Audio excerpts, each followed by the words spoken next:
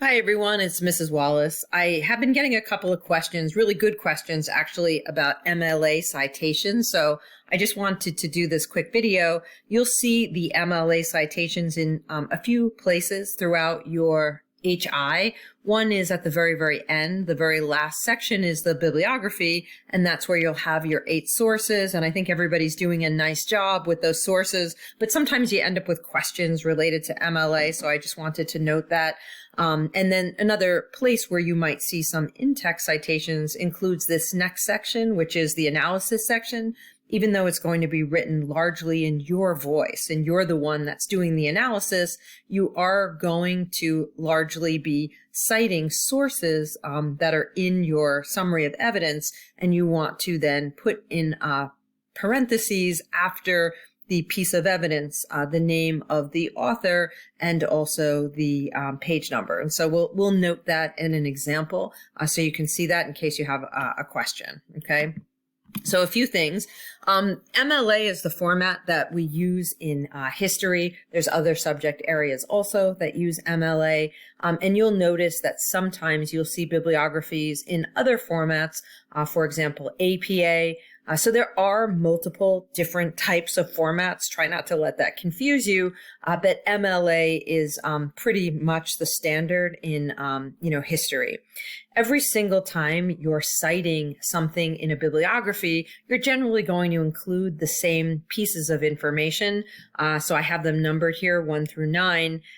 Some of these may not exist. You might not have, for some sources, a version number or, publisher date or, something that's missing. In that case, you would just leave it blank. But usually we're talking about the author, and that's always going to be last name first, and that would be in alphabetical order with other authors. The title of the source. So the title of the source might include like a particular specific website article. It might be a particular article in, say, Time magazine or whatever it might be. The title of the container, and what's holding this article. Is it in an archive, a parent website, a magazine, whatever? Other contributors, that might be the name of other individuals who contributed to this source. A version and a number, that might include if it's a periodical or if it's a textbook where there's been multiple prints. There's also a publisher and a publication date and the location of the publication, okay, the location of where it's been published. So those are the various pieces that MLA will always include. There's a few examples here just so you can see. The very top one where the author's name is Henley, Patricia, The Hummingbird House. This is a book, so you can kind of get a sense the author's last name, and then the book, which is in italics, the publisher and the date. The next example with, whoops, it went further than I thought. Susan Lundman, How to Make Vegetarian Chili. That is the individual website. The article that you might be citing is How to Make Vegetarian Chili, but it's located in a parent website, which is, for the purposes of MLA, treated like a container. eHow is the name of the website, and then the URL is there. We also have an example on the bottom of a periodical, which could be a journal article, maybe something that you pull up from JSTOR. It could be a magazine like Time magazine or a newspaper like the New York Times or the Wall Street Journal. In this case, you would want to have the name of the article, the specific article that you're citing, and the author's last name. So the author first, and then the article in quotations, right?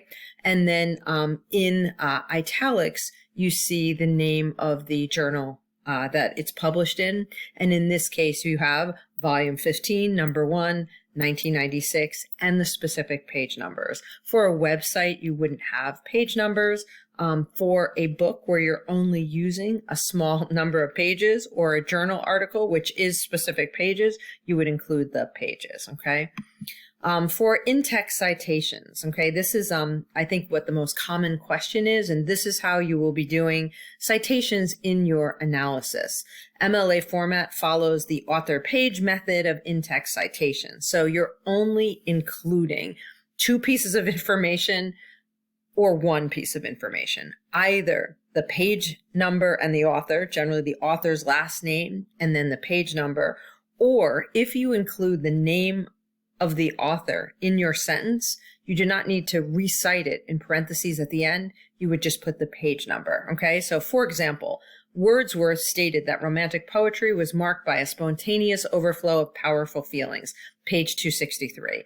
I know that Wordsworth is going to be my author, and if I go to this student's bibliography, there will be an MLA citation for Wordsworth, and it'll be a complete, bibliographic part of information there, and I know that it would coordinate, and it would also give a range of pages or this one specific page, and I know exactly where I could find this particular piece of information. Romantic poetry is characterized by the spontaneous overflow of powerful feelings. In this second example, there is no mention of Wordsworth. It's just like a paraphrasing of what Wordsworth said. So in this second example, Wordsworth is actually listed with page 263 in parentheticals, okay? But you do not need to put the title of the source, the name of the book, the anthology, any of those things in your MLA parenthetical citation at the end of your sentence. And then the very last one, just like before, Wordsworth extensively explored the role of emotion in the creative process. We're just putting page 263, okay? And the period is at the end of the parentheses. Don't put it before, it goes at the end. So just kind of use this as your format.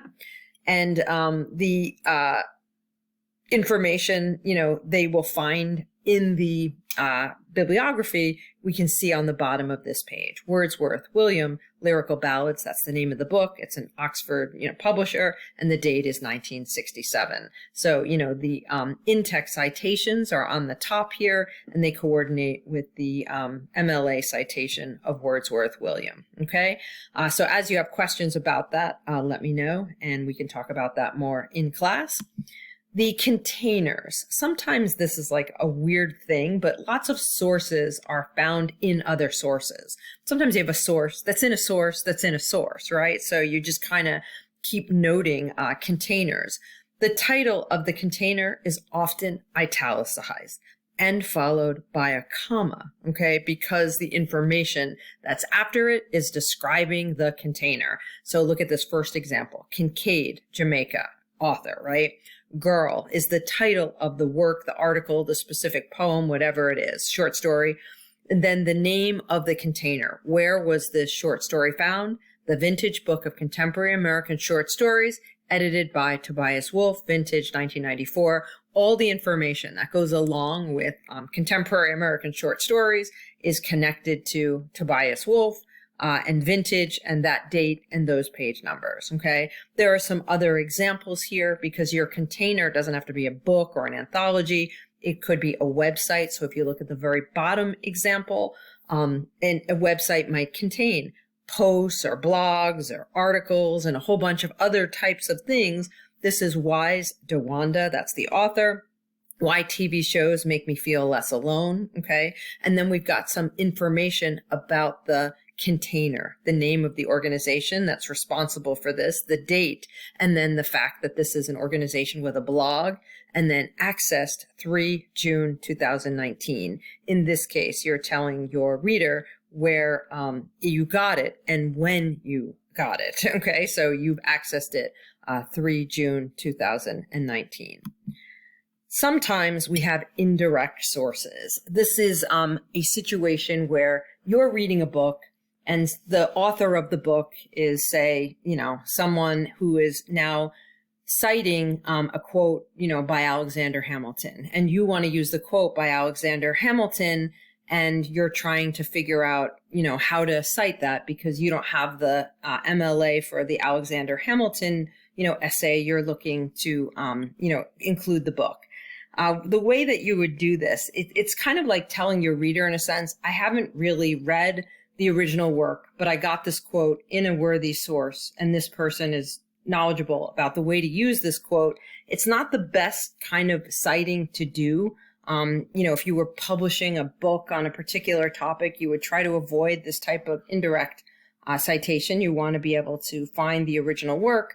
But if this applies to you and you're going to be doing it in your HI, what you would do, you cite the original source within the text as quoted in. Okay, so as noted by Michael Wolff, like blah, blah, blah, blah, blah, as noted by Michael Wolff. Now, this is the in-text citation, okay? So the thing that you see on the top, citing original work within the text, blah, blah, blah, blah, blah, as noted by Michael Wolff, and then in parentheses, quoted in Fleischman, page 64, okay? So the QTD is just referring to it's quoted in. I didn't actually read, Michael Wolff's quote. I saw it in Fleischman's work, and so that's how I'm doing it in the in-text citation. In-text citation is what it would look like in your analysis.